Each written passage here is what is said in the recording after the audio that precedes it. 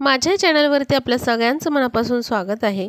तर श्रावण महिन्याला सुरुवात झालेली आहे, ज्या महिन्याची आपण आतुरतेने वाट बघत असतो, ज्या महिन्यामध्ये सण वार भरपूर असतात, असा उत्साहाने सणांनी भरलेला महिना आलेला आहे।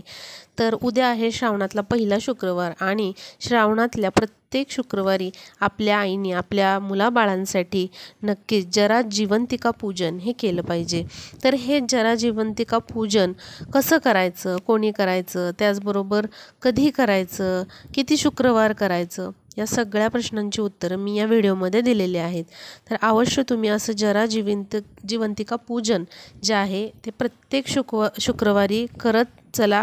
अत्यंत ते शुभ मानलं गेलेलं आहे आपल्या मुलांच्या आरोग्यासाठी, दीर्घायुष्यासाठी, त्यांच्या प्रगतीसाठी आणि त्यांच्या भरभराटीसाठी अवश्य असं पूजन तुम्ही करत चला। अगदी लहान बाळांपासून तुमची मोठी मुलं असतील, लग्न झालेली मुलं असतील, त्यांच्यासाठी देखील तुम्ही हे पूजन अवश्य करत चला आणि या पूजनाचं खूप महत्त्व मानलं गेलेलं आहे। तर लवकरच आपण बघूया की हे पूजन कसं करायचं आणि त्याची पूजाविधी काय आहे, मांडणी कशी आहे। श्रावण महिन्यातल्या प्रत्येक शुक्रवारी हे पूजन केलं जातं। तुम्ही 4ही शुक्रवारी असे पूजन अवश्य करा, जरा जिवंतिका पूजन। तुम्हाला अजिबात बिलकुल वेळ नाही आहे, तुम्ही ऑफिसमध्ये आहात किंवा कामामुळे तुम्हाला बिलकुल वेळ मिळत नाही आहे, तर तुम्ही श्रावणातल्या एका तरी शुक्रवारी अवश्य असं जरा जिवंतिका पूजन करा। तर आता आपण बघूया पूजा मांडणी कशी करायची आहे। सगळ्यात आधी एक चौरंग नाही तर पाट घ्यायचा, आधी दीप प्रज्वलन करायचं। कुठल्याही पूजन जे असतं ते दीप प्रज्वलनाने सुरू होत असतं, त्यामुळे आधी दिव्याची पूजा करून घ्यायची। हळद कुंकू अक्षता वाहून अक्षतांचं किंवा तांदळाचं आसन दिव्याला द्यायचं। आता बघा अशा प्रकारे हे जरा जिवंतिका पूजनासाठी एक चित्र मिळतं। याला काही भागामध्ये नागोबा नरसोबा असं देखील म्हणतात। तर यामध्ये बघा अशा प्रकारे मध्ये बघू शकताय तुम्ही, यामध्ये जिवत्या आहेत आणि त्यांची मुलं बाळं आहेत। त्याचबरोबर नरसिंह आणि श्रीकृष्ण नागोबा यांचा फोटो आहे। त्याचबरोबर बुध आणि बृहस्पतीचा हा फोटो देखील आहे। असा तुम्हाला अतिशय इझिली मार्केटमध्ये फोटो मिळून जाईल।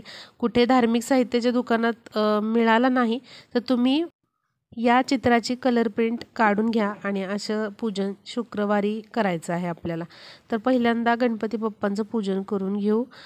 त्यांना अक्षतांचं आसन दिलेलं आहे, तांदळाचं आसन।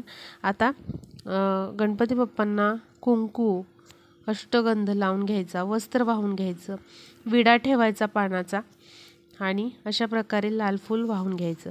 वक्रतुंड महाकाय सूर्यकोटी समप्रभ निर्विघ्नं कुरुमे देव सर्व कार्येषु सर्वदा, गणपती बाप्पांची प्रार्थना म्हणायची, त्यांना दुर्वा अक्षता अर्पण करायच्या। आता बघा हा जो नागोबा नरसोबाचा फोटो आहे किंवा जरा जिवंतिकाचा जो फोटो आहे, तर आपण या फोटोला देखील पूजून घेऊया। सगळ्या जिवत्यांना त्यांच्या बाळांना देखील हळद कुंकू लावून घ्यायचं आणि इथे पण नागोबाला किंवा बुध बृहस्पती त्यांनाही आपल्याला अष्टगंध हळद कुंकू वाहून घ्यायचं आहे। अशा प्रकारे कापसाचं वस्त्र जे मिळतं ते या आपण फोटोला अर्पण करून घ्यायचं आहे। अत्यंत सोपं पूजन आहे, काहीच अवघड नाही। तुम्हाला अशा प्रकारे दुधाचा नैवेद्य दाखवायचा आहे आणि फुटाण्यांचा नैवेद्य दाखवायचा आहे। बघा जरा जिवंतिका पूजनामध्ये दूध आणि फुटाण्यांचा जो नैवेद्य आहे त्या नैवेद्याला खूप महत्त्व आहे, त्यामुळे अवश्य तुम्ही हे नैवेद्य म्हणून ठेवायचं। नैवेद्य समर्पयामी म्हणायचं पाणी हातामध्ये घेऊन। आता समजा तुम्हाला अशी पूजा वेगळी मांडायला वेळ मिळत नसेल तर तुमच्या देवघरामध्ये जरा जिवंतिकाचा हा जो फोटो आहे तो तुम्ही महिनाभर चिकटवून ठेवा आणि दर शुक्रवारी त्याचं पूजन करत राहायचं आहे आपल्याला। रोज देखील तुम्हाला धूपदीप या फोटोला ओवाळून घ्यायचं आहे। आता यानंतर इथे बघा दुर्वा, आंब्याची पानं, 5 झाडांची पानं आणि आघाड्याची पानं हे आपण या फोटोला अर्पण करून घेऊयात। जी फळं काही उपलब्ध असतील घरामध्ये ती ठेवायची या पूजनामध्ये। धूप दीप ओवाळून घ्यायचा आहे अशा पद्धतीने आणि हात जोडून आपल्या मुलांच्या दीर्घायुष्यासाठी, त्यांच्या निरोगी आयुष्यासाठी, त्यांच्या प्रगतीसाठी आपल्याला प्रार्थना करायची. आता आपल्याला इथे ओटी भरून घ्यायची आहे जिवत्यांची. तर त्यासाठी एक पीस घ्यायचा, नारळ घ्यायचा, नारळाची शेंडीची बाजू पुढे देवाकडे करायची, तांदूळ आणि ओटीचं साहित्य, दक्षिणा, हळद कुंकू वाहून आपल्याला अशा प्रकारे जिवत्यांची ओटी भरून घ्यायची आहे. आता तुम्ही दर शुक्रवारी देखील अशी ओटी भरू शकता. शक्य असेल तर भरा, अजिबात शक्य नसेल तर कुठल्या तरी एका शुक्रवारी तुम्हाला किंवा शेवटच्या शुक्रवारी श्रावणातल्या अशी ओटी तुम्हाला भरायची. नंतर तुम्ही ही ओटी एखाद्या सवाष्णीला देऊ शकता. त्या शुक्रवारी तुम्ही संध्याकाळी अशी ही ओटी एखाद्या सवाष्णीला भरायची आहे. आणि जो शेवटचा शुक्रवार आहे श्रावणातला, तर त्या दिवशी तुम्ही एका सवाष्णीची अशी ओटी भरा किंवा मग 5 सवाष्णी बोलवून त्यांना हळद कुंकू द्या, जमल्यास ओटी द्या. आता सगळ्यात महत्त्वाचा प्रश्न म्हणजे उपवास करावा लागतो का? शक्य असेल तुम्हाला तर उपवास करा दर शुक्रवारी श्रावणामधला. जर शक्य नसेल तुम्हाला तर उपवास नाही केलात आणि फक्त असं पूजन केलं तरीही चालू शकेल. हे पूजन तुम्ही दिवसभरात कधीही करू शकता. सकाळी करा, पहाटे करा किंवा मग संध्याकाळी देखील हे पूजन तुम्ही करू शकता. आता असं पूजन झाल्यानंतर प्रत्येक शुक्रवारी आपल्या मुलींचं औक्षण करायचं आहे. हळद कुंकू किंवा मग नाम ओढून त्यांना अक्षता वाहून घ्यायच्या आहेत, कपाळाला अक्षता लावायच्या आहेत आणि अशा पद्धतीने तुम्हाला तुमच्या मुलींचं औक्षण करायचं आहे. जितकी मुलं तुम्हाला असतील, मुली असतील, त्या सर्वांचं औक्षण तुम्ही करायचं आहे.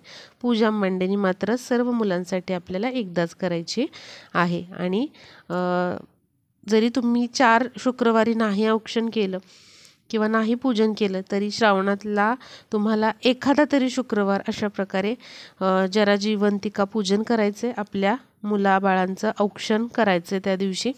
अत्यंत छान असं हे पूजन आहे. अवश्य आपल्या मुलाबाळांसाठी नक्की तुम्ही असं हे जरा जिवंतिका पूजन श्रावणातल्या शुक्रवारी करा. त्याचबरोबर एकत्र फॅमिली असेल, तुमची मोठं कुटुंब असेल तर एकच पूजन करा आणि घरामधल्या सर्व मुलांचं औक्षण त्यांच्या आईने करा. व्हिडिओ जास्तीत जास्त शेअर करा म्हणजे सर्व ताईंना असं जरा जिवंतिका पूजन श्रावणातल्या शुक्रवारी कसं करायचं हे कळेल आणि नक्कीच त्या देखील या श्रावणातल्या शुक्रवारी हे पूजन करू शकतील आणि आपला व्हिडिओ जो आहे तो युजफुल ठरेल. भेटूया पुढच्या व्हिडिओमध्ये. श्रावण महिन्याच्या तुम्हाला हार्दिक हार्दिक शुभेच्छा.